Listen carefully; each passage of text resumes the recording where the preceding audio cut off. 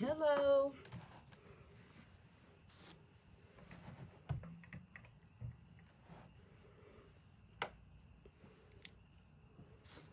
Okay, let's see.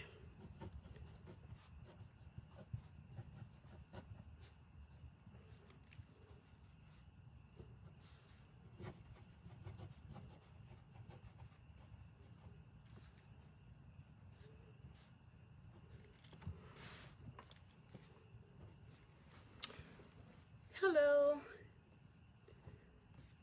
I'm just getting my little notes together real quick. Hey, girl. Hey, girl. Hey. Okay.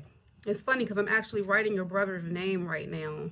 I'm going to need you to do me a favor if you can, Shawnee, if you could stick around for 1 minute. I want to shout out his truck company.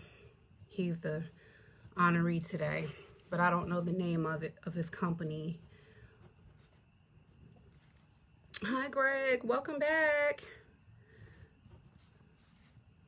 Okay, let's see.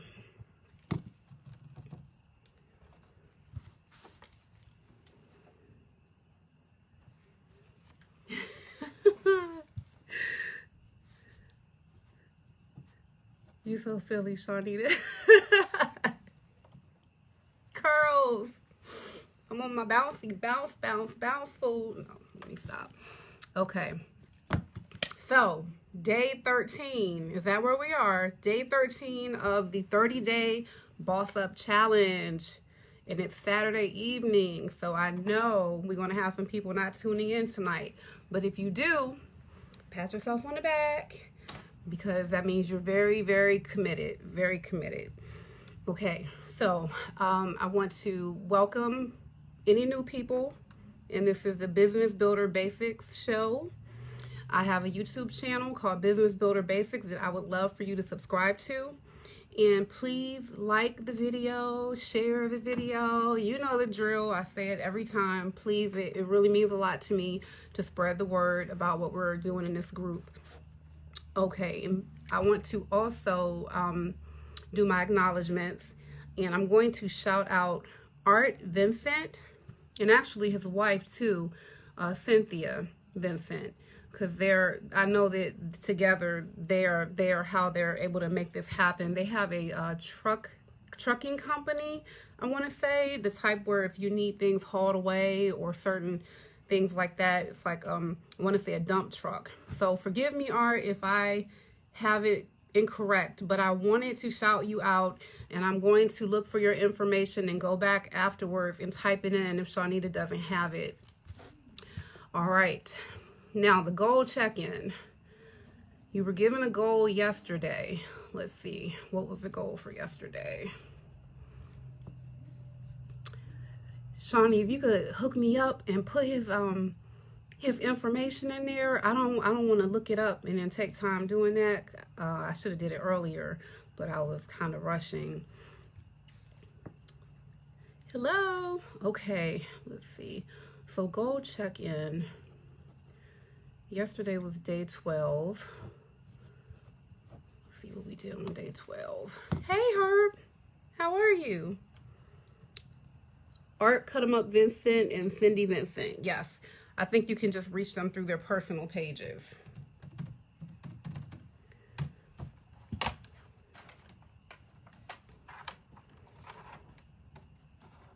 Okay. Today we're going to be talking about the customer is not always correct. The customer is not always right. And I know you all have heard that before. Before I get deep into it, though, I do want you to think about the goal that you were supposed to work on yesterday. Okay. Did you do your average? What was your score? How did you score? Your 5 closest people in your circle who you spend the most time with, 0 to 10, ranking them on how strong their wealth consciousness is. 0 being completely broke mentality, 10 being on their way to being a billionaire.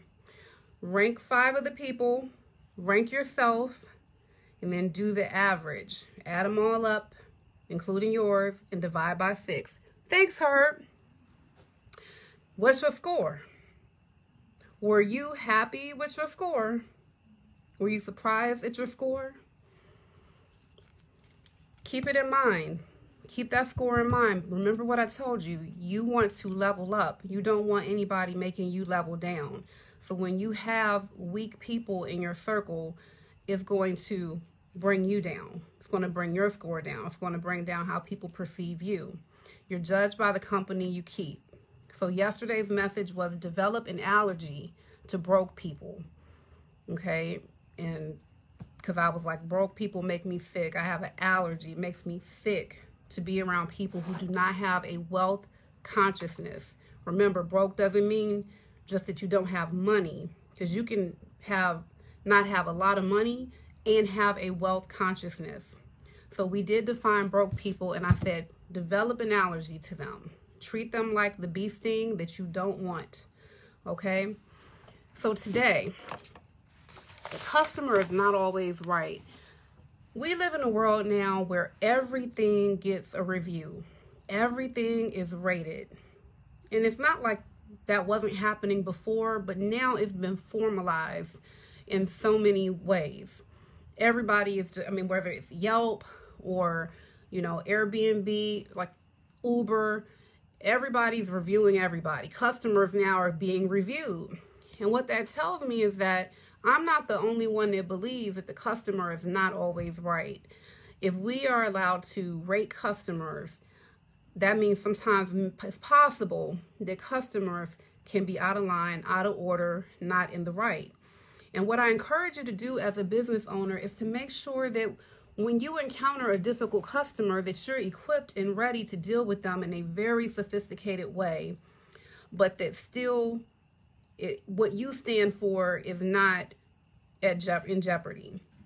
Your self-respect is intact when you're dealing with the customer, and you are not a slave to anybody's dollar. All money is not good money.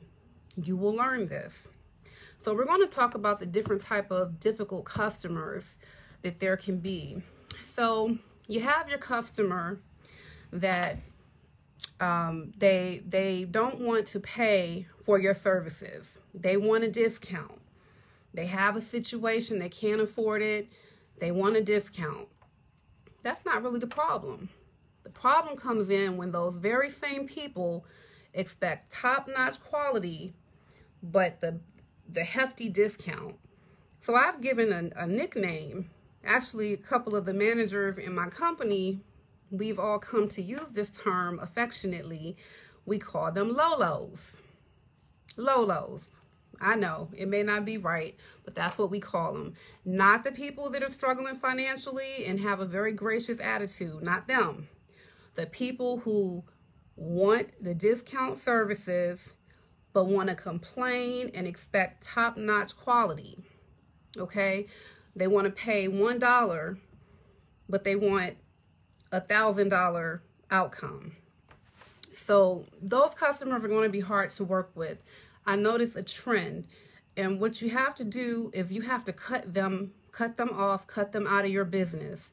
I know it seems strange because when you're in business, you want the most amount of customers, you want to attract customers, but you have to understand that when you're dealing with customers like that pull on your resources and also stress you out because of their mentality, that broke mentality. The broke people are customers. You, in the same way you have an allergy to broke people, that's for everybody, customers and everything, because it can really lower your morale. It can ruin your morale when you're constantly having to deal with ignorance. Okay, so all money's not good money. There have been a few times where I have actually, let somebody know in a professional way that, we are no longer willing to provide services to them or whatever. Has not happened often, but it's happened enough where I know sometimes you need to do that. And when you need to make that decision is when you feel yourself constantly stressing, about this particular customer is driving you nuts. There's nothing that you can do to satisfy them. They're unreasonable or they're rude and disrespectful. Get them out of your business. It will lower your vibe and pull on your energy. It sure will. So you have to get them out of your business. Because let me tell you the other kind of customer that you don't want. You can have a customer that pays your full price. May not ever complain to you. But let's say in the case of the child care center, this is the customer that stands out in the parking lot at pickup time, befriends the other customers, and chats in the parking lot about all the things they feel are wrong with your business. Those parking lot meetings is what I call them. And you have to break those up. You have to break up those parking lot meetings.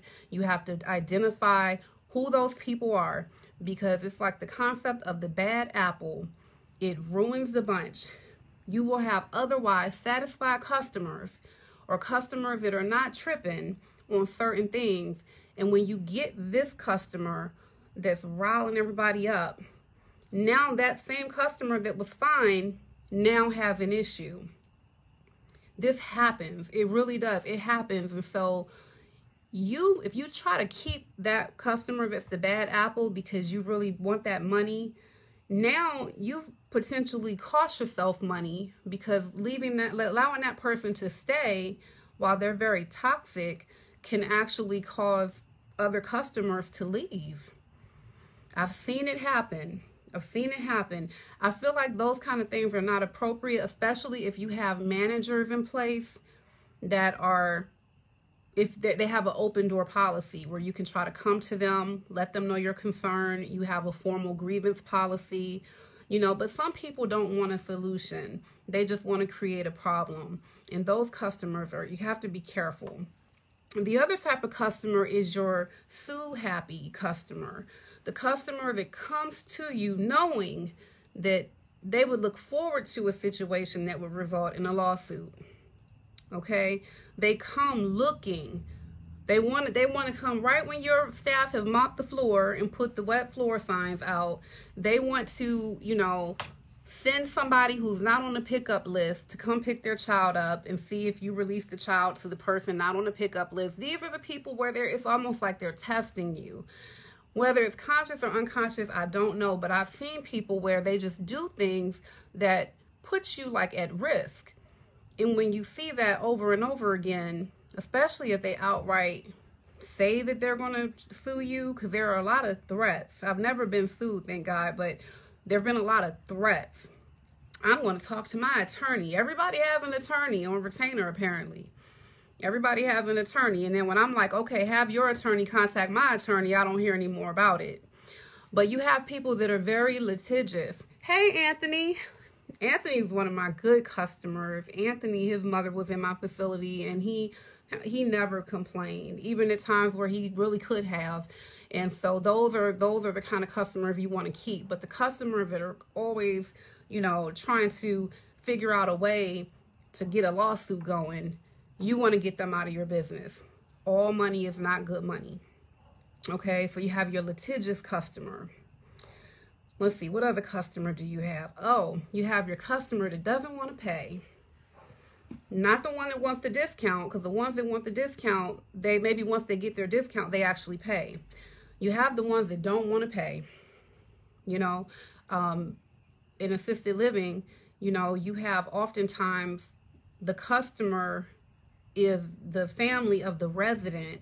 So you have the resident who's your customer, but they might be like a 90-year-old woman, and then their family is controlling their money. Maybe someone has power of attorney. So it's like you have multiple customers just by having this one resident.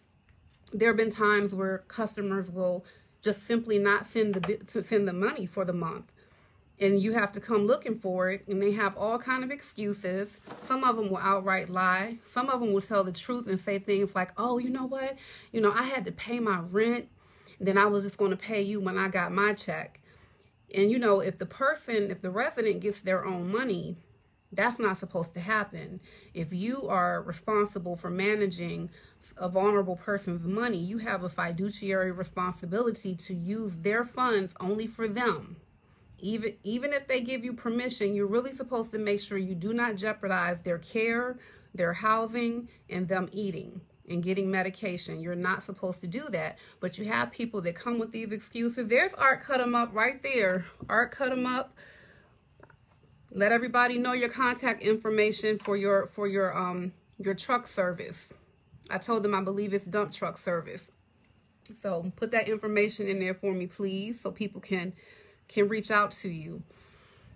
And so they use the money and they don't pay, and they have all these excuses. And then in our industry, when that happens, you have to notify Adult Protective Services. Then they get involved and don't do anything, of course. I had someone that got, they got, their daughter didn't pay for them for almost a year and just took the money. We called the police. We reported it to the Financial Crimes Unit for PG County, and just nothing happened. So those customers, you want to get them out of your business. It's a little harder in assisted living because you can't evict a resident even if they don't pay. It's not like traditional landlord-tenant laws. So you have to really be careful when you're admitting people into your facility. You got to try to see what the money situation is. So the people that don't pay, like at the child care center, if tuition is due on Monday by noon, you give a grace period to, no, I'm sorry, if it's due Friday by noon, you give them a grace period till Monday morning. And then if it's not received Monday morning, they get a late fee. And then I think possibly like the rule might be by Tuesday, if you hadn't received the payment, then that child is supposed to be refused care the next day. And that's really awkward. You don't want your staff, they don't like having to tell people that, they can't bring their child, and they get upset. I got to go to work and this is ridiculous. This is ridiculous. I shouldn't have to, I'm going to pay. I always pay. So you have those kind of situations, and it's very important that you keep your policies. You do show some flexibility. I always give each family at least one waived late fee if it's like their first time for whatever the reason might be. But if they keep doing it and you allow them, they will take advantage of you.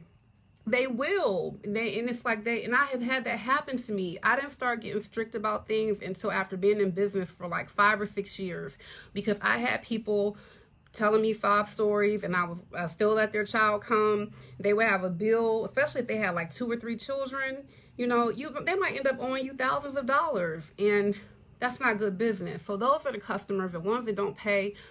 You don't want those customers. You want them out of your business. So what did we talk about so far? We talked about the ones that always want the discount, the lows. We talked about the toxic ones who are always spreading poison to other customers, trying to shame your business.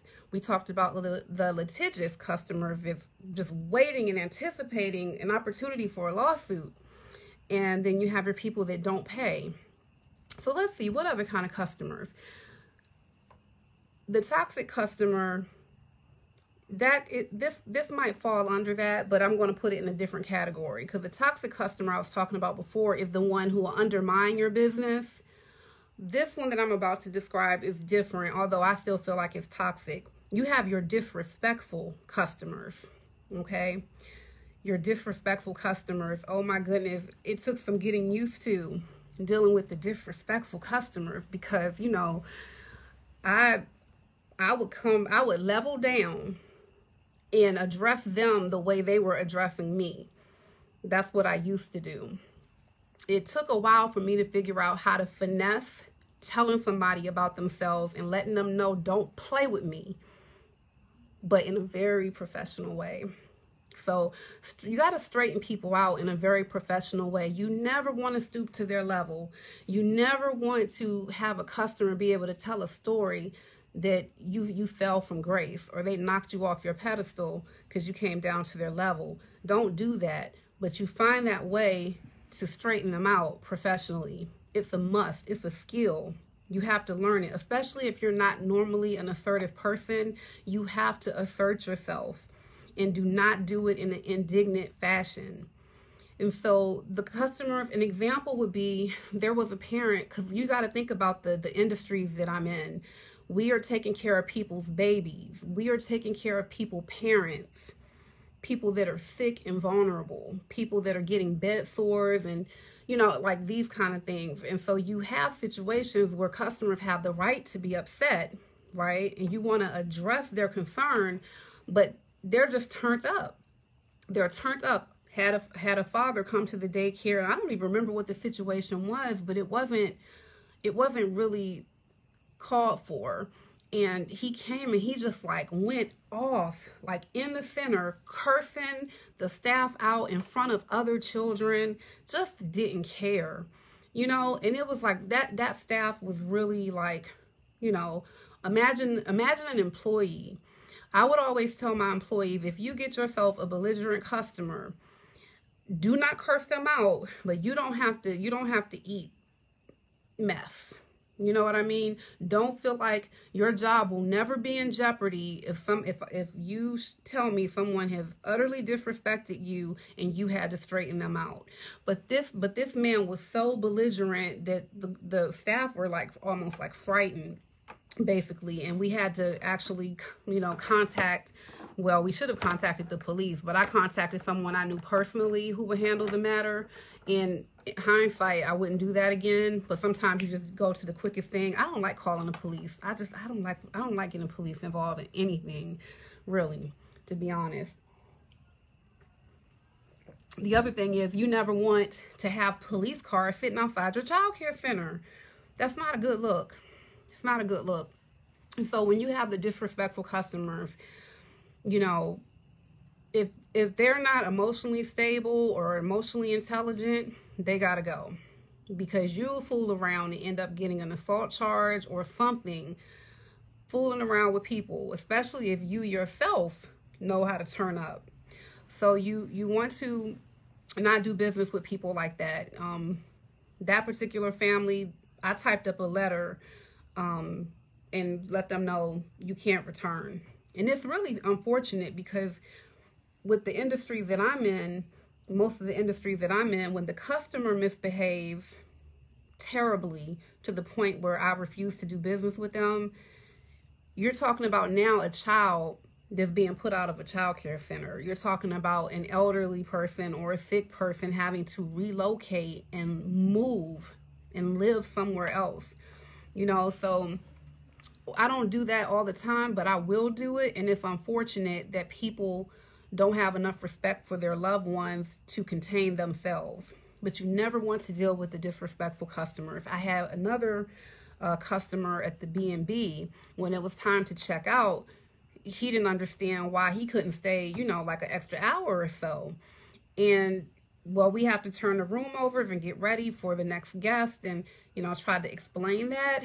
But this person, he just became not as belligerent as the other example I gave, but he was rude.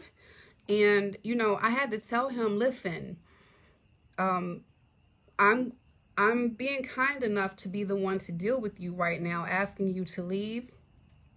But if I don't want to have to escalate the situation and involve anybody else to remove you from my property. So I'm going to give you another opportunity to get your things and to please leave while we can be decent like this.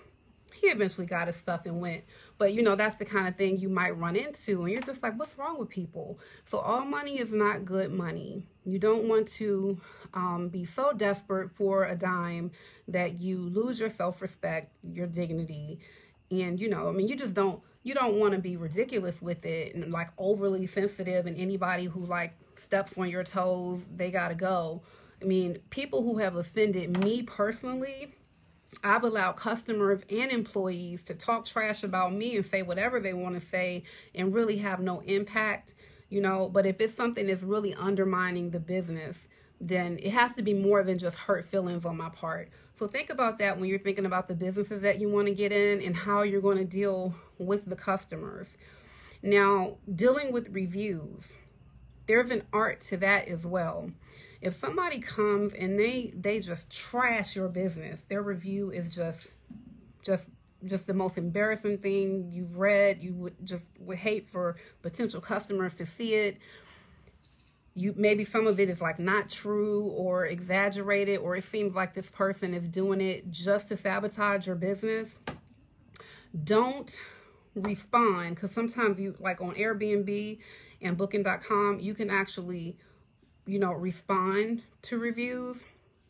Don't respond in a way where it appears as though you're going toe to toe with the person, or you're putting them on blast, or your goal is to refute everything that they've said. What you do is you always just be humble and say, I apologize for the experience that you had. You have to just don't go there. Don't go there. Keep it short and sweet. I apologize for the experience that you had. I wish there was something that could have been done differently for you to have a more pleasurable experience. And, we hope that you will consider us in the future. Perhaps we can give a discount for your next stay. Something like that. You don't want to get into these, you don't want to look like, because other people are going to read these reviews, and the way you respond is, trust me, is more powerful than anything they said.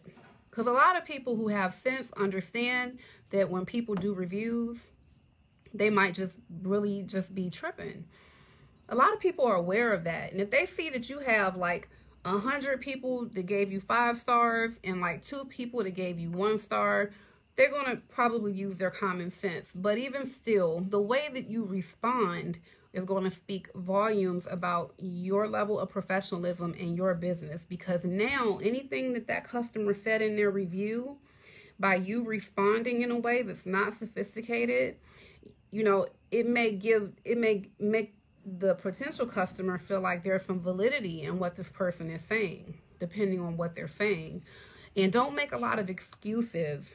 Don't make too many excuses in your response to bad reviews. If there are some real reasons why you might have got caught slipping and your business was not great that day or whatever, you can address certain things, but just don't sound like you're making excuses.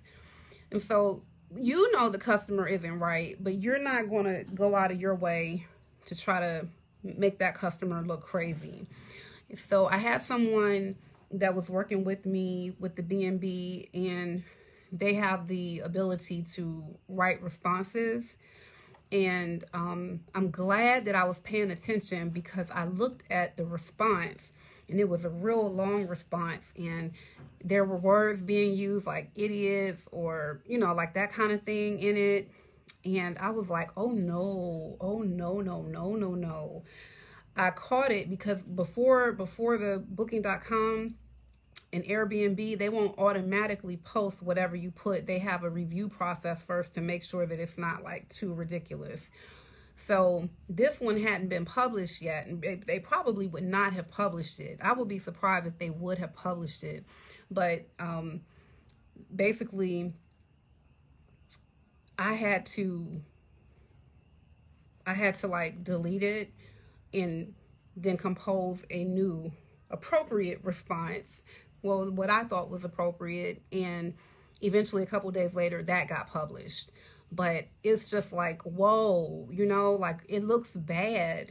It looks bad. Just because you're a business owner doesn't mean that people automatically are going to respect you as a business owner. You still have to work hard for your reputation. You still want to be very careful how you move when you're in business. And this is why part of yesterday's message is so important, because if you're surrounding yourself with people that got the broke mentality, or they're ignorant or have issues, and they're working with you, or they're in proximity to you, that can be a real risk, because they're dealing with, they could possibly encounter your customers, and like, what is that going to look like? It's going to be a reflection on you, especially if it's a person who is very close to your inner circle. They're definitely going to judge you. So the difficult customers, it can be a drag, but it's going to happen. You can have the best services, the best quality services, but there's always going to be somebody that is going to be displeased. And you learn to accept that. Choose your battles. Don't try to, Don't take it personal and get too upset. Don't stew in it. Just, always look at what they say and try to see if there's any degree of truth or validity in what they're saying, and just try to do better. Just try to do better. If you know you already did your best, then you really have nothing more to do, basically, but to keep on being the best you can be and get additional customers. Hello, how are you? So my 20 minutes is up for that information part, so we can open it up for Q&A. And of course, I'll go back and say hi to everybody that I missed while I was talking. Let's see. Ron, Shawnita, Greg, Essence, McCullough, Ray, McCullough, Chanel, Herb stopped through. Okay, let's see. Chanel said, I've been kind of tuning in days late, but I would love to connect and get advice, information, etc. I am a new business owner and it's going very well, and I love listening to your videos. Thank you, Chanel. And let me know what your business is, and I will definitely shout you out wherever you live. It doesn't matter, wherever your businesses are. And congratulations, pat yourself on the back. It takes a lot of courage to get out here and be in business for yourself. And I'm glad you like the videos. That's why I'm doing them, because there are people out there like you that really can appreciate them. Keep up the good work. Thanks, Herb. Lavarel. And Grace. Hey, Grace. Let's see. We had Anthony. Art was in here. Michelle Carter. Sam. Clint stopped by. Let's see. Derek. Hey, Derek. One of my regulars. Bird. Oh, Priya. Oh, Priya, hey, it's been a while since I've seen you. Charles and Francisco. Hey, Tammy. Welcome back. Oh, thank you. Thank you. Thank you for that. I'm really trying here. I'm trying to give you all good stuff. I'm trying to keep it real with you, let you all know what my experiences have been, and let you know, what I feel I did wrong, what I did right, what I could do better. And 13 years after starting a business, you should be better than you were at day one. And so, although there are people that have better business acumen than me and who are in a better financial situation than me, I feel I'm qualified to speak on the matter, basically. I feel I am qualified to talk to you all and give you all information about how to start a business from the ground up, pulling yourself up with your own bootstraps with very little money, in a very difficult community, possibly, that you may be working in and working with. I'm here for it. I'm here to tell you it can be done. It is challenging, but it can be done. If you have children, it can be done. If you were a young mother, it can be done. If you're in college, it can be done. So I'm here to tell you, if you have depression, it can be done. You can do it, because you're looking at somebody right now that's had all those situations, and I'm still here. Businesses are still going, and we're expanding. So I just want to be someone to encourage you to try it. Try it. Less is always more. You can say so much more by falling back and eliminating foolishness quickly. Boy, oh boy, I still work with that to this day, but I'm a lot better. I'm a lot better when I consider all the time and energy that I wasted responding to foolishness. One of the best things is ignoring. When you learn the art of ignoring, you just feel lighter when you're walking around. You just don't feel as heavy. You look better. Your skin looks better. Your head doesn't hurt as much, because you're not just like ruminating over foolishness. Still standing and expanding. Yep. Working on some exciting things right now. Very excited.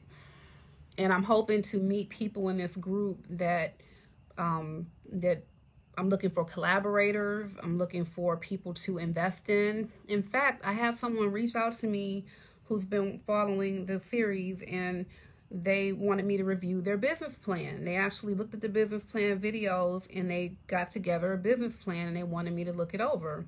And I said, sure thing, email it to me. And I thought that was great. We also saw people in the group the other day, as they were making comments about what they're doing, other people were noticing, oh, they do the same thing I'm trying to do. And within the discussion, they were saying, oh, we must talk. We have to hook up. That's what I want to see happening with this group. Just because you go silent doesn't mean folk can't hear you. In fact, they chase and wonder what's up even more. Yep. If you just ignore foolishness. I'm getting better. I would say I'm at about an 8 out of 10. I'm averaging about a B right now with my ability to ignore foolishness. Once I get up to that 10 out of 10, or at least like a 9.5 out of 10, I know, like, unstoppable. I'm gonna be unstoppable basically. But I'm still working on it. Part of ignoring people can take energy too if you feel like you really are upset and want to address something. But this is why who you choose, them 5 people that you spend the most time with, none of those 5 people should be anybody that you have to ignore routinely. If there's someone who you have to ignore routinely, cut them. Cut it. Cut it. Cut it. You have to cut them, because ignoring is a solution to a problem, but how about eliminate the problem altogether? You say, now that is a word. What you talking about?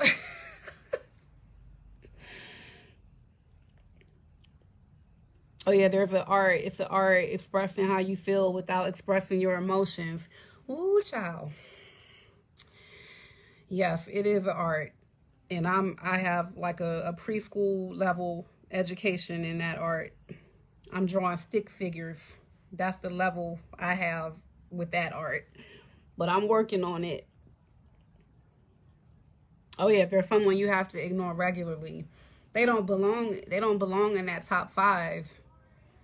You know, they don't belong in that top 5. Why are they taking up a spot? Let's say, you can only have 5 people in your starting lineup, to play your best game. Why would you let one bum take up a spot for a beast, somebody who can come in and beast out, somebody who can get on your team? They're holding a spot for somebody that can be there, that you don't have to ignore, that you actually want. You're drawn to them and you want to communicate. You want to talk about all of the great things you're about to do with this person and the other people that you have around you. Eliminate the problem, period. Ignoring is really just putting a Band-Aid on it. Ignoring is reactive. It's still a reaction to something. You want to work towards being proactive. And who you have around you is very important. I know this to be true. I cannot emphasize it anymore. I know that it can be difficult to change the people that you're around, but start figuring out a plan or something to eliminate the people from, those kind of people. You can't have that around you. Your starting lineup should elevate your entire existence in business. Absolutely. Because you don't want anybody that's like pulling you down. No. You don't want crabs in a barrel. You want to be like the ants. You want to be like ants, basically. Working together, basically, to get what they got to get.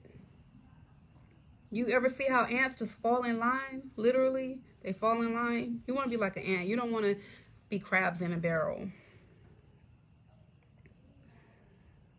They really should bring out the best in who you are and how you show up in your business. Yeah. Because to do anything different is just unwise. It's just unwise. Figure out a solution. If you haven't figured out a solution yet, you're not working hard enough to figure out a solution. I know you don't want to hear that. I know people don't want to hear it, but if you have a reason, you're always going to have a reason. So work hard enough to figure out how to address every reason and eliminate those reasons. You know, it's like the Drake song. I can't really say the lyrics, but the one I think it's called where he's like, sick of these ends, hire some help, get rid of these ends. That's like my theme song. You know, I heard that for the first time. I was like, oh, yes. That's exactly how it feels sometimes. Hire some help and get rid of these fools. Don't keep them around you in your business. Your age and your goals should not constantly be 2 steps forward, 3 steps backwards. That is frustrating. Yeah. I'm not no hamster. I don't like running in place to get nowhere. I don't even know if hamsters like it. But I know I'm not trying to be on no hamster wheel. Just running, just frantically running and going nowhere fast. That's what it's like when you're dealing with people that are not good for you. Yeah. Fear in the process of the pain of ending relationships. Because I'm telling you, I'm the kind of person, I can make a bunch of excuses to not fire someone or to not, you know, like to keep someone in my life or around me or in my circle. I can always find a reason. And those reasons may be fine, you know, but what's my goal? Because I know what my goals are, they're not in alignment with my goals. I want to dominate in the business industry. I want to go as high as possible. If it's a billionaire, that's what I see for myself. Multi-millionaire at the very least is what I'm going for. So if that's my goal, then I have to be willing to not keep people around that are going to get me off track. Now, if I don't have those goals, then maybe I have the time to entertain foolishness. But a person who's trying to level up and get to the bag, they don't have time for foolishness. They just don't. They don't have time for essential things like sleep, eating, grooming. So why would you have any time for foolishness? Hey, Jeff. Hey, Teddy.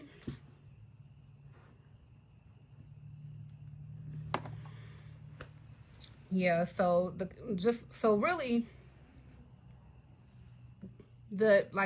getting rid of customers that are no good for your business, the same place where your ability to do that comes from will be the same place your ability to eliminate people out of your life.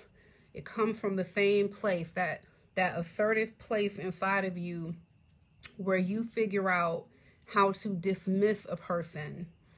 Even when they're paying you money, you're like, nope, I'm typing up a letter letting them know their last day is today, or they getting a 30-day notice. They can't stay here. You know, and you know that client might be paying like $4,000 a month.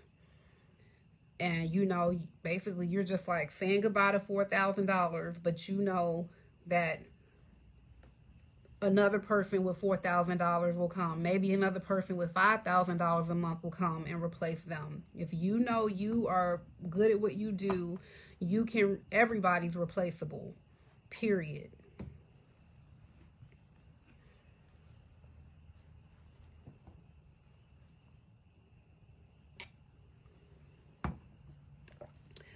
You had a customer who paid for services rendered, and after training was done, he had Visa refund the payment. Should I sue for payment because Visa took payment out of my account? Well, when you talk about suing, you need to think about, let's I don't know the amount of money we're talking about here, but consider the amount of money and think about if that amount of money is going to be worth the legal fees, the time and energy that you put into pursuing something that may not even go in your favor. Because when things don't go in your favor, you still put out that energy and that money. So a lot of times, like I've had people with past due balances, and I've had people okie doke me with like the checks, like they'll write a check and they'll put a stop payment on it, you know, and that kind of thing. And I always just weigh it. I weigh the options, like how much is it worth getting a collection agency, you know, but civil suit is just really not that effective in most situations. It's a time bandit. It'll drain your resources financially, trying to fight the battle, and it's no guarantee it will work in your favor. So I'm not really a person that is big on initiating civil suits. Now, if it's like a class action civil suit where there's just been atrocities or heinous things going on and a lot of people have been affected, or if you, and it's like we're talking like a lot of money, like for instance the resident that I had whose daughter didn't pay us for almost a year, his monthly amount was close to $4,000. So do the math. We had to keep paying staff, provide the services to him, and go about a year without payment, and, you know, never really got the money. So 4,000 times 12. That gives you an idea of like the kind of money we're talking about, where, and I still didn't like try to go to a collection agency, because when you're dealing with broke people, you can sue all you want, but if they don't have it, the money doesn't come from, the money has to be there for them to even give you anything. If you know the person's a bum, like this daughter was, obviously that's why she was stealing his money, then we knew that it was nothing that we would get out of it if we sued civilly.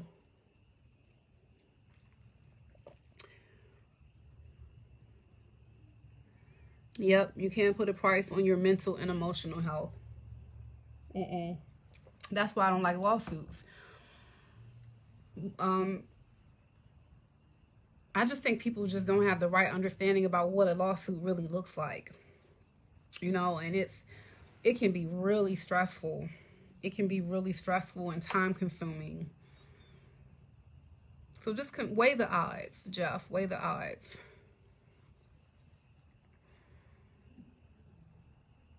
And as far as Visa, like credit cards and that being able to happen, perhaps, I'm not sure what line of work you're in, perhaps you should, and I'm not sure how often something like that happens to you, but if you use Cash App as a way to receive money for the services you provide, that's irreversible.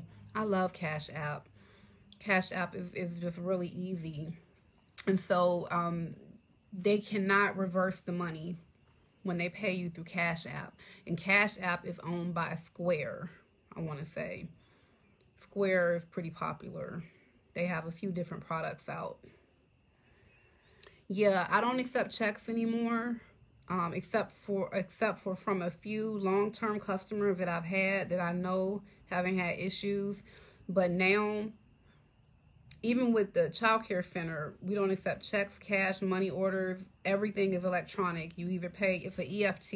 You can either pay at the kiosk when you come to the center, or you can log into your account anywhere where there's internet and pay from your bank account or your credit card. I don't do the checks because people can reverse those checks. People can bounce checks. Money orders, I don't even like money orders, because money orders, they require, my banks, I haven't seen a bank yet where you can do a mobile deposit for a money order. So it actually requires you to physically go to a branch and deposit it, and nobody has time for that. I don't choose to have time for that. So I don't accept money orders either, because I'm not going to the bank. What kind of training do you need to start one of those houses? For assisted living, so there's a 80-hour assisted living manager. You can actually, let me start by saying this. You can own an assisted living home and not have any credentials, but you have to make sure you have an assisted living manager, a ALM, and an alternate assisted living manager, a AALM. And those positions require like CPR, first aid. You have to be a medication technician. Well, really, your ALMs don't even have to be a med tech. They don't have to be if they're not going to be given meds. But I would suggest that your ALMs have everything they need to do the job if they needed to. So they're a med tech with the Maryland Board of Nursing. And then there are like a few classes that you have to take, not college classes, but like there are different vendors who can teach the classes. I'm even qualified to like teach some of those classes. I don't do it. I used to only do it for the staff that I hired. I never did like public classes, but one of them is an 80-hour assisted living manager training.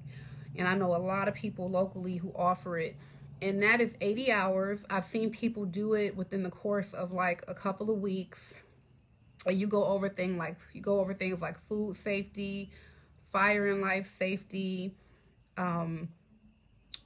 dementia and cognitive deficit kind of issues. So you just get like this crash course in assisted living, basically. And it's called the 80-hour. And usually the price for that, you will see it anywhere from like $800 to, I think the highest I may have seen might have been like $2,000 or something like that.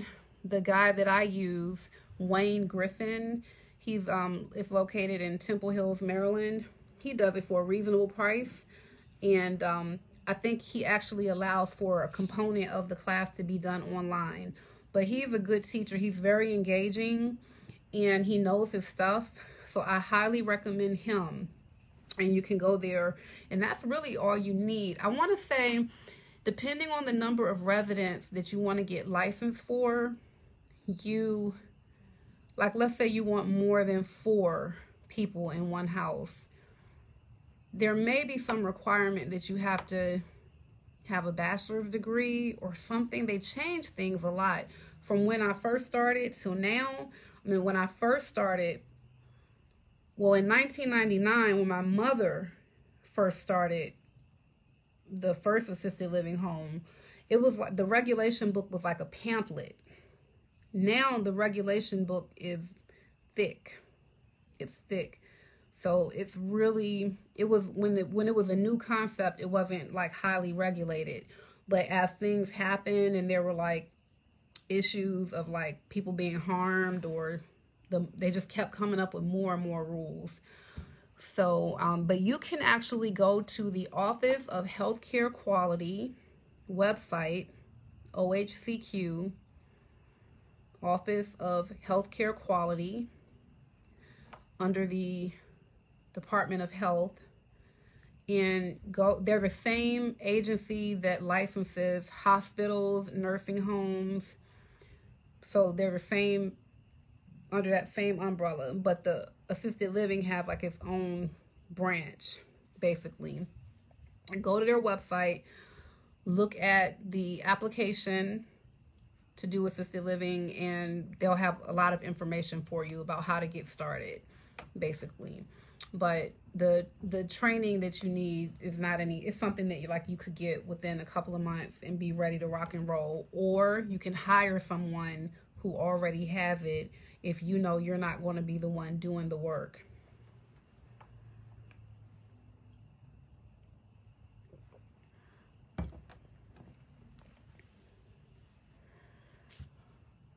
And so those are the formal trainings that you need. But what I would say from a practical standpoint, you want to be somebody that's not squeamish.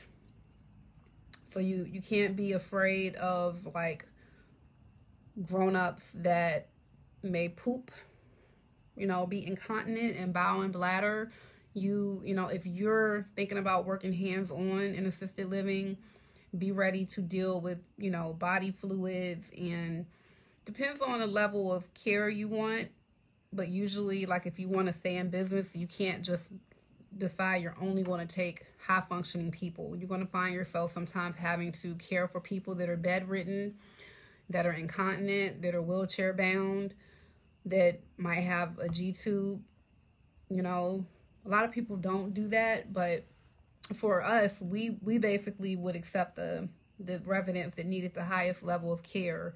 That made it very hard for us, actually hard for us to keep staff, because the residents that we get either are like severely mentally ill and have like severe physical ailments, you know, so it makes it challenging.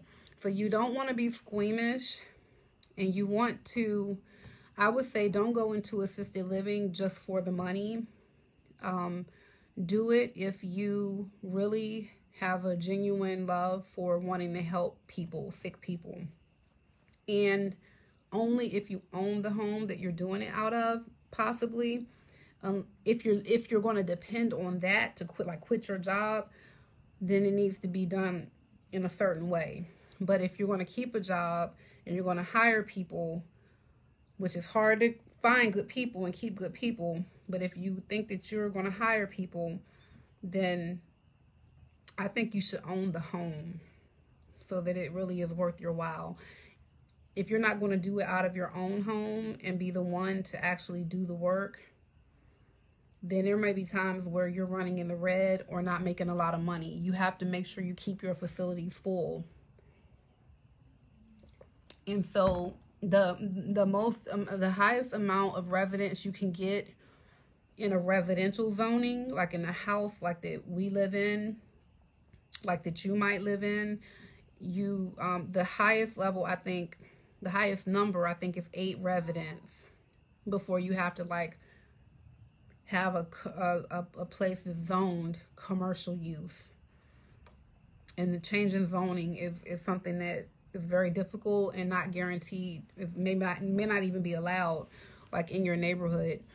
So I would say look for a property that can accommodate 8 residents.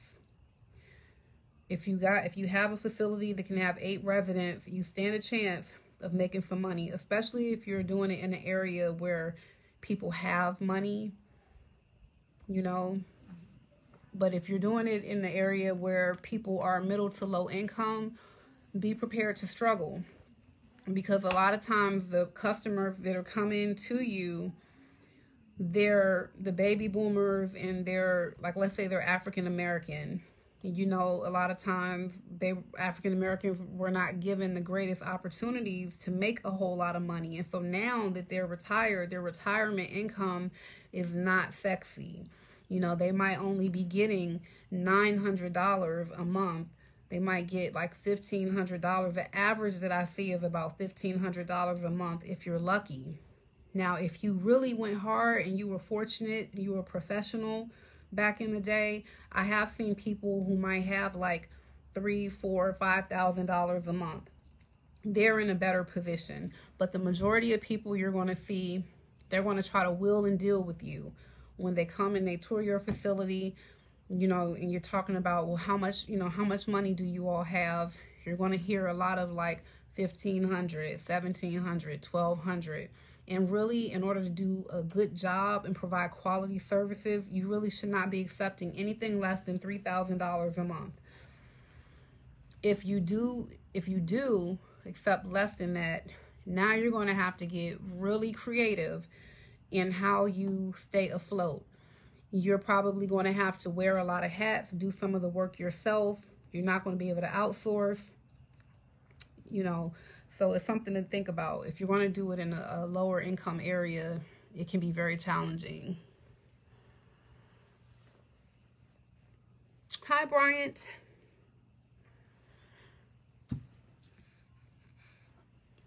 I think I should do a video about, like I did for childcare, I should tell the story about starting up the assisted living and talk about that before the 30-day challenge is up. Because the baby boomers are coming. They're here, and people are getting sicker younger. So you're finding people in their late 40s and 50s. We have people in their 40s that reside in our homes. So people are getting sicker earlier, and the nursing homes are shutting down like crazy because they're not properly compensated. And so you just have, there's going to be a crisis. they already are anticipating a housing crisis for the baby boomers. So it is a good time to consider getting into the field, but just be prepared, you know, be prepared to be hands-on. Hi, Terry. Thank you. Thank you. Be prepared to be hands-on to make it worth your while. If you are cool with netting after you pay all your expenses, if you're good with taking home about $4,000, $5,000, or $6,000 a month, then assisted living could work for you, as long as you get yourself an 8-bed facility, not 8 bedrooms, but licensed for 8 residents. You can have 2 residents in one room as long as it's 120 square feet. It has to be at least 10 by 20. And you put your little twin beds on each side. You put a dresser in there. They need 2 drawers and a bed and half of a closet. So if you get a house that has 4 rooms and they're all at least 120 square feet, and you have 2 full bathrooms, depending on, like, if you have a sprinkler system and a couple of other things, you could potentially get 8 residents. So if you get 8 residents, now if you're charging everybody like $2,000 a month, or you're accepting Medicaid waiver, because there are a lot of Medicaid waiver people. Medicaid waiver pays for a level 3 person, which is the highest need for care. They're paying about $77 a day, roughly. Medicaid pays $77 a day.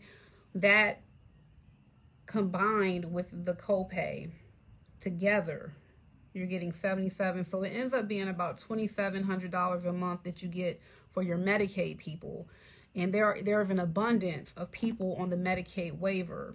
The problem with the Medicaid waiver is you never know when the funding for that might get cut. And if you have a house full of Medicaid waiver people, then there you go. So the Clinton house, that was an 8-bed facility.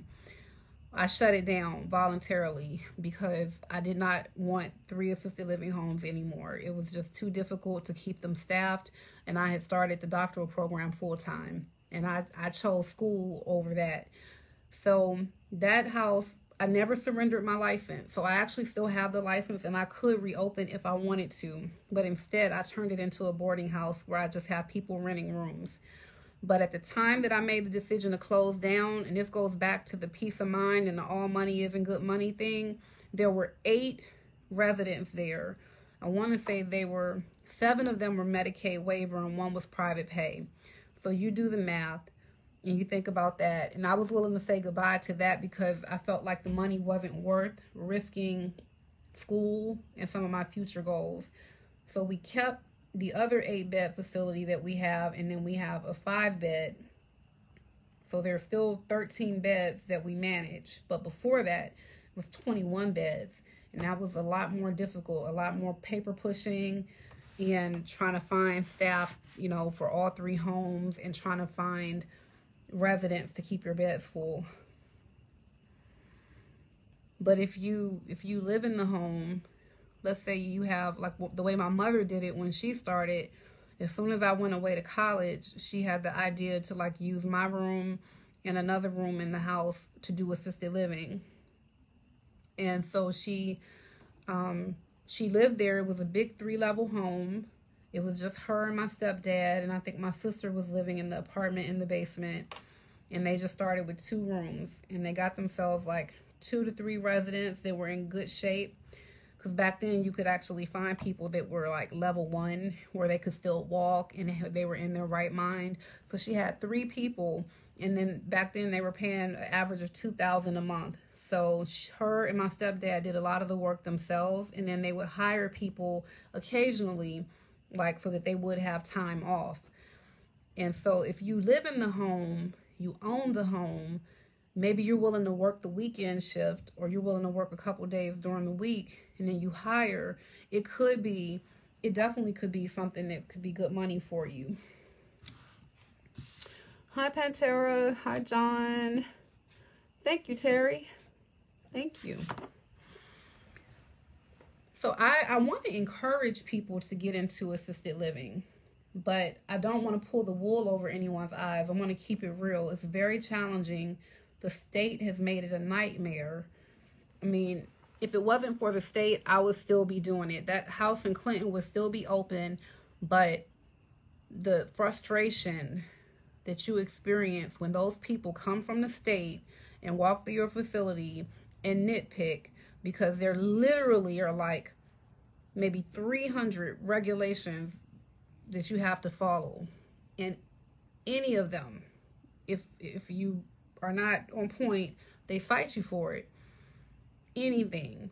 So all the food in the fridge, in the freezer, has to be labeled. There has to be a thermometer in the freezer and the refrigerator. Your controlled drugs have to be double locked. All of your staff have to have certain credentials and different things, and their files must be kept on site. You cannot have, the place filthy, or, I mean, it's just like anything. Then you have to have fire drills. You have to have emergency disaster drills. You have to have a resident agreement. You have to have a burial agreement. You have to I mean, it's just all this stuff, right? So it's literally like 300 things. I'm estimating it's like 300 regulations, and when they come there, you could be doing 270 things on point, but they're going to cite those 30 things, and now you have to respond with the plan of correction, saying this is how we're going to make sure that doesn't happen again. And the issue is, you can't really, there are no provisions to make sure that that doesn't happen again, because you're dealing with few resources. You're dealing with staff who mostly, a lot of them don't care about the kind of job they do. And so I got to the point where I got tired of trying to do a plan of correction, knowing that it really was not an effective plan. I had no hope that we would be able to provide the kind of services that the state is looking for. And that's why a lot of people are shutting down, because the state, they keep increasing their expectations, but the resources are not there. The people cannot afford to pay what you really would need to be receiving to make sure those things are done. You can barely afford to pay your staff.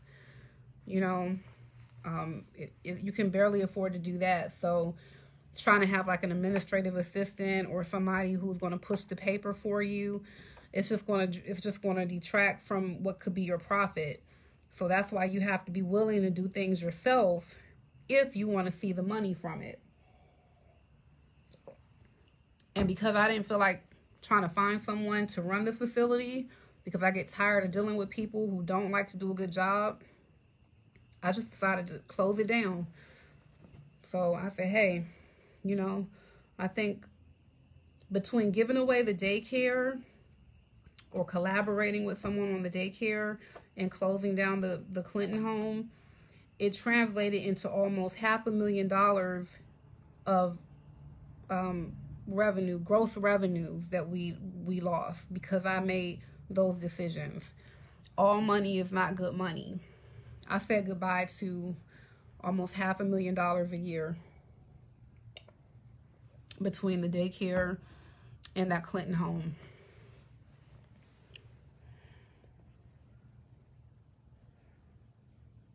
Be more profitable to have a group home.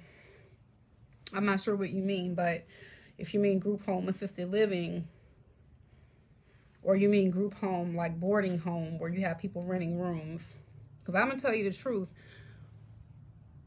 depending on how your house is set up and what you charge people each month, you might make a bigger net profit. Your gross revenue will be less, but your expenses are less. And when you subtract your expenses from your gross revenue, you have your net profit. If you have like a 6-bedroom house and you're charging each person like $650 a month just to rent a room, you don't need any staff. You don't clean up behind the people. They clean up behind themselves. So there's grown people basically who are renting a room. You could end up possibly having more net profit doing that than doing assisted living.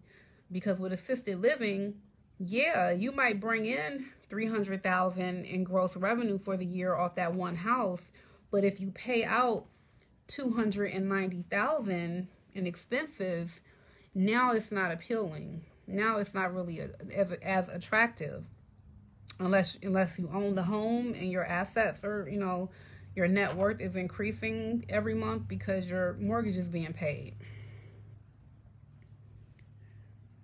Foster care, same deal with foster care. The thing is, like, they will give you a higher amount per person, but they changed their regulations where your ratio for your staff will end up making it still be the same kind of dynamic. So you might do foster care and they might pay more, but you might only can do 3 people in one home.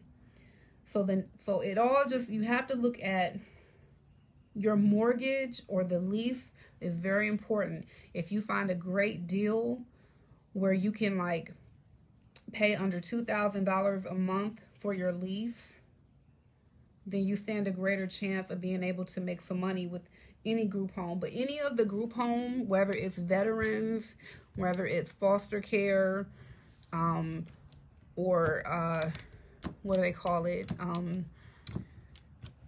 The developmental disabilities, like, intellectual disability in the houses for people like that, or assisted living. It's all the same dynamic, basically. I mean, I have not specifically done those businesses, but I have looked into them. And I've talked with a couple of people that did it or do it, and it's the same dynamic as assisted living. The group home thing is just very high stress. Anytime you have a business that operates 24/7, 365 days of the year, you better be ready to boss up, because there's no such thing as a holiday. Do you know how many days I spent Christmas being on duty at one of the facilities with my kids, or my children's father having to be on duty and we not be together on like a Thanksgiving, or we have to go celebrate at the facility, or we're living there and we can't go visit with my mother because one of us has to be on duty or something. It's really challenging, because you're never closed. You're never closed. I'm trying to make some money. If you want to make some money, assisted living, depending on what you consider money, assisted living could do it for you. But not if you are looking, I really shouldn't say this, but not if you're looking to pay other people to run it for you.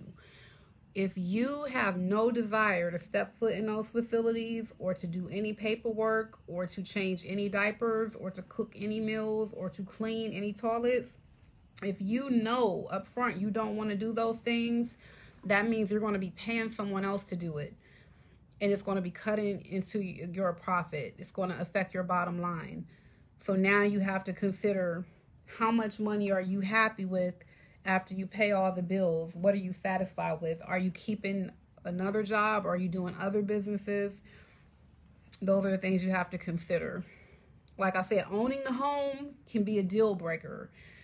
I hung in there for a long time, even when the money wasn't great at times, or we might have not been full.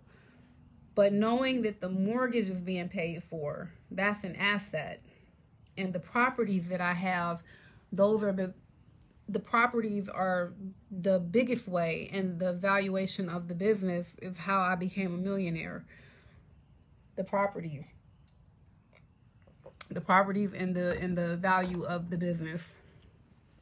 So if you own the properties, great. It's a double investment. But if you're renting from someone and you're not having a good month, to me, it's more difficult to stomach that.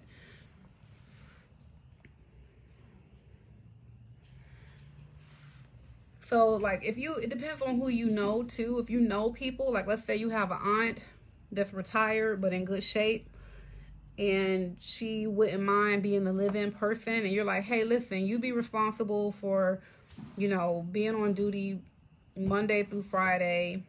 I'll get someone to cover the weekends. You can be off on the weekends, but you'll be a live-in Monday through Friday. and you know, I'll give you this amount of money. You don't have to pay rent.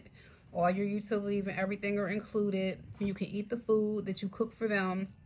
So basically you have no living expenses, and then I'll give you this amount, you know, to live here with these 8 people and take care of them. You know, you have to figure out how to work out deals. By the way, those deals are hard to, it can be hard to work those deals out. It can be hard to find people willing to do those deals, because it has to be the right kind of person that's willing and able to do live-in work. You're not going to be paying people by the hour to do residential assisted living care in the small homes. You can't afford to pay people by the hour. So you basically have to break it down to like 24-hour live-in shifts where they're able to sleep at night, but they still have to be there. They can't leave. So you get to work it out where they're not actually getting minimum wage if you break it down by the hour. And depending on how you're set up, you could actually have an employee try to dispute, you know, that they should be getting minimum wage for the 24 hours that they're expected to be there. So it's just a lot. It's a lot that you have to be resourceful and creative if you're going to get into any group home kind of business.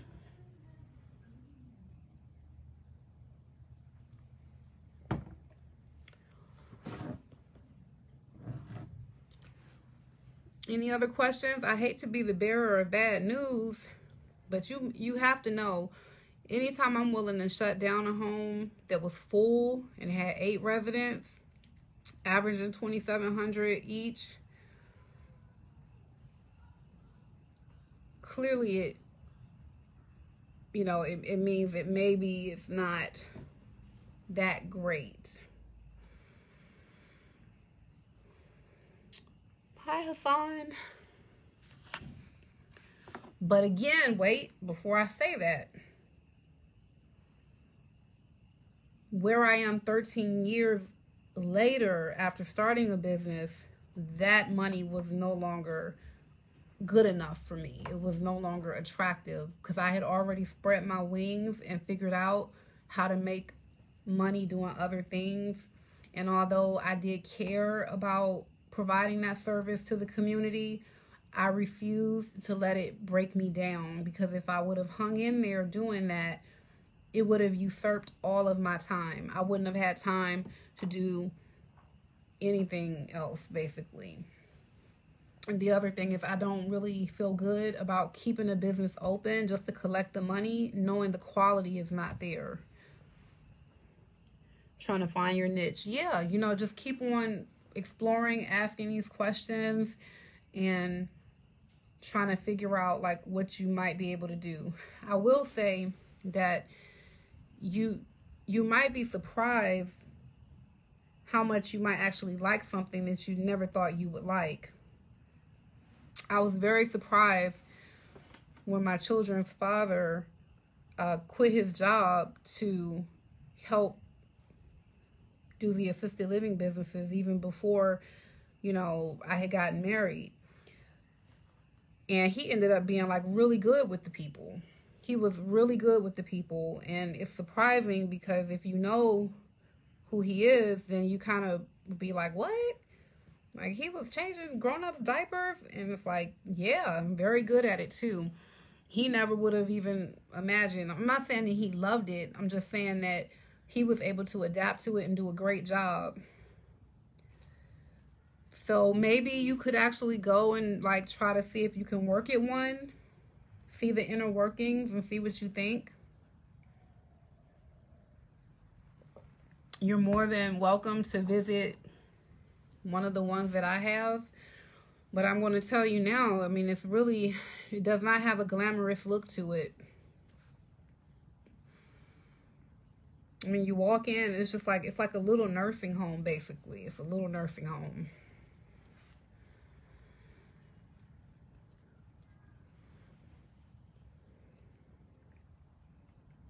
We'll try to figure something out for you, Derek. Something, I mean, it could take a long time before you really find, like, something that, I mean, you may have to accept that you have to do something you don't like to make money.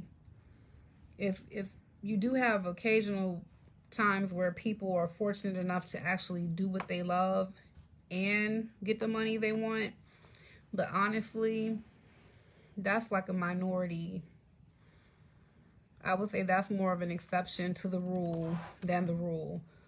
Most of the things I'm seeing is that you have to do a lot of the stuff you don't like to do or don't want to do to make money.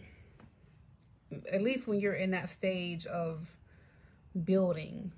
Once you get to a certain point and you have a certain amount of money to play with and other businesses to invest in and try things, then you may not really have to get your hands dirty as much. But if you're pulling yourself up from your own bootstraps, it can be a little grueling. You might find yourself being miserable. And don't let anybody convince you that if you're miserable, that it's not the right thing to do. Because, we have this idea that we're entitled to happiness. And that's just not true. It depends on what you want out of life. It depends on what your goals are. If you have certain goals, then you might have to accept that it is a miserable journey sometimes to get there. Gut-wrenching. And that is what separates the bosses from the workers.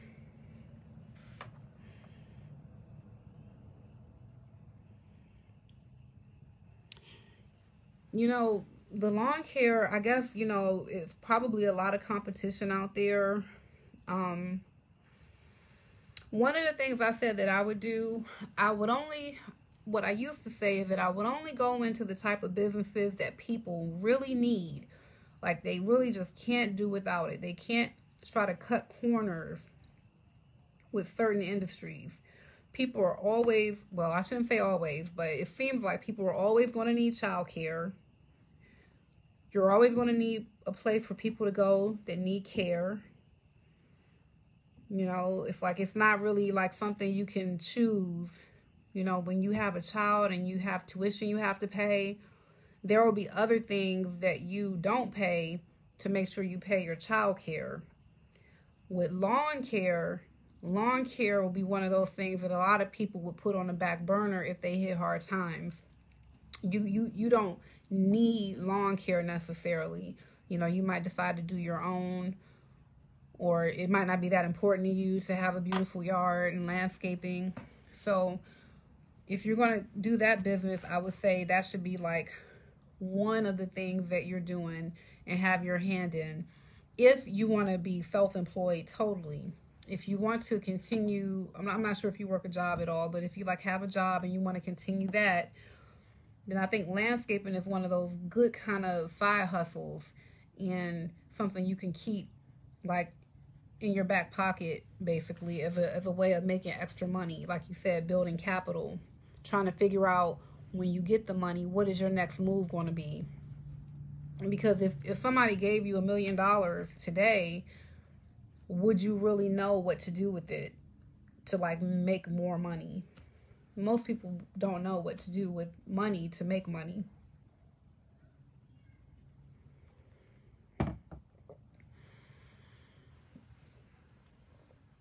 Well, it looks like people are not feeling me tonight. I think people are out having a good old time or something. Is there a new series that's been released on Netflix? What's going on? Okay, yeah. I mean, there were some lawn companies that blew up like Denison. But how many Denisons are there going to be? I'm not saying that you can't do it, but you just have to consider the market. I definitely wouldn't quit your day job with the landscaping business alone. You would need to line up some other things to be able to say bye-bye to your day job.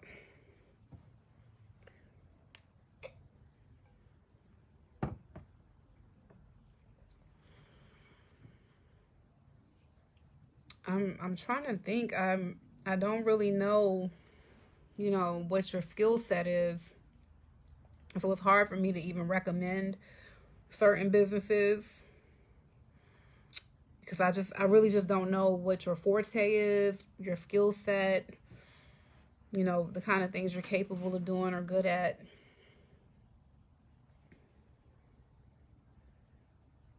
Yeah, cheap labor.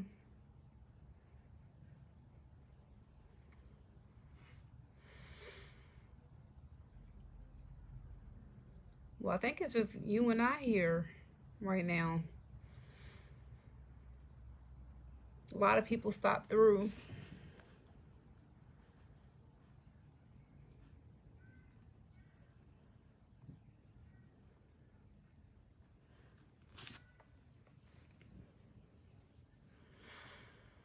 So yeah, we'll keep thinking about things. Maybe as we go along. One of the videos I wanted to do, I started working on my notes for it, but I wasn't able to find enough to do it yet. But I wanted to do like 10 businesses that are easy to start up from home, or, you know, something like that. And I started thinking of things like medical billing and just little things, but I wasn't able to figure out enough of them to like do a whole evening on it. So I'm trying to figure out like what can I actually like, what ideas can I give people and tell people about so that they can look into it. I think that's going to be necessary. I think people are craving that. And so I'm going to try my best to put my thinking cap on and research some options for businesses that have low overhead and easy to start up, and you can do them while you still maintain another job. Oh no, that's all right. I'm a night owl. When I log off of here, I mean, the only thing I'll be doing, my kids stay up late too, so we'll probably watch a movie or something like that, but I don't want to say I don't have a life, but I don't really have a life because normally I'm in school and I wouldn't have time to even be doing this, but because I have a break until May 6th, I kind of like don't know what to do with myself, actually. I mean, I have other things that I'm working on, but usually I'm the kind of person where I don't have a moment to spare, really. And now that I have moments to spare, I actually like find myself wanting to converse with people and talk with people and do things. But I don't have a life, really. I'm quite boring. I used to be exciting. I used to be a party girl. But I'm as boring as I want to be. I will bore you to death talking about business and neurology. You know, you'll be like falling asleep.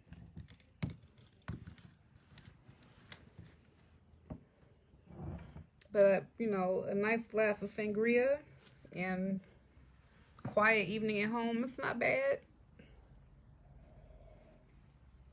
Not when you're a grown woman. I'm 39, so I don't really have any business being out in the streets too frequently. That wouldn't look right. You said, thank God I do have time. Yeah, partying. I'm not saying I won't go out occasionally and have a great time. I love to dance. I love music. And so I go out and definitely can have a good time. But I notice that when you get older, I can only speak for myself. But now that I'm older, like wearing stiletto heels, standing on my feet for like 3 and 4 hours, ain't it anymore. My knees be hurting. I be tired and ready to go home. And the next day, I feel terrible. Like if I maybe was drinking. I don't drink to get drunk. I've never really been that person. Maybe a couple times. I think I've only been like that maybe just a couple times in my whole life. But even with not being drunk, when you drink, that next day you just feel crappy. And when you have children and responsibilities, you don't really have a whole day to devote to recovering from partying the night before. Well, yeah, it's not a waste of time. If you party from 18 to 25, that's about the age where you should have been partying. Besides, if you're a man, your frontal lobe isn't fully developed until you're 25. So you don't even make the best decisions before the age of 25 because your brain isn't fully developed. Yeah, I don't mind a little tipsy here and there, but I don't drink very often. I have high blood pressure. That's part of that boss life. And genetics. I have blood pressure medication, so I really shouldn't drink really at all.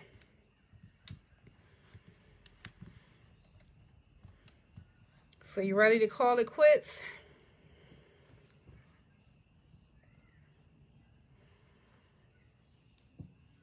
You have high blood pressure too? You are yeah. Is that what you're talking about? It's no joke. It's no joke. I'm serious.